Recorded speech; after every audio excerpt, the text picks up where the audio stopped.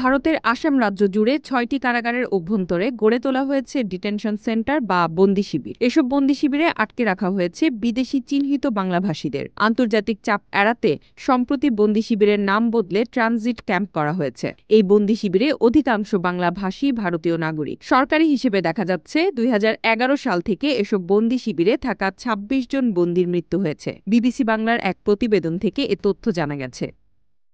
আসামের নাগরিকপঞ্জি বা এনআরসি থেকে বাদ পড়া ১৯ লাখ মানুষকে পুষিন করার মহাপরিকল্পনা রয়েছে ভারতের। এমন পরিকল্পনার তথ্য জানিয়েছেন ভারতের কাছাড় থেকে প্রকাশিত একটি বাংলা দৈনিকের নাম প্রকাশে অনিচ্ছুক এক সিনিয়র সাংবাদিক।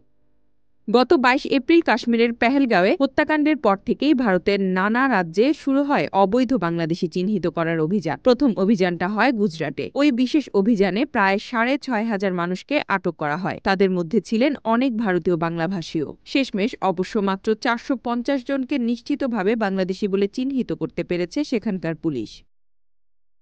প্রায় একই সময়ে রাজস্থান, উত্তরপ্রদেশ, দিল্লিতেও খোঁজা শুরু হয় যে কারা অবৈধভাবে বাংলাদেশ থেকে ভারতে এসে বসবাস করছেন। নথি যাচাইয়ের পরে যারা ভারতীয় বলে নিজেদের প্রমাণ করতে পেরেছেন তাদের ছেড়ে দেওয়া হয়েছে। উত্তর পূর্ব ভারতের আসামে বিশেষ অভিযান শুরু হয় গুজরাট বা রাজস্থান অথবা দিল্লি কিংবা উত্তরপ্রদেশের কিছুটা পরেই। সরকারি ভাষ্যমতে এই বিশেষ অভিযান অবশ্য সুপ্রিম কোর্টের নির্দেশ মতোই চালানো হয়েছে। Z news, Dhaka.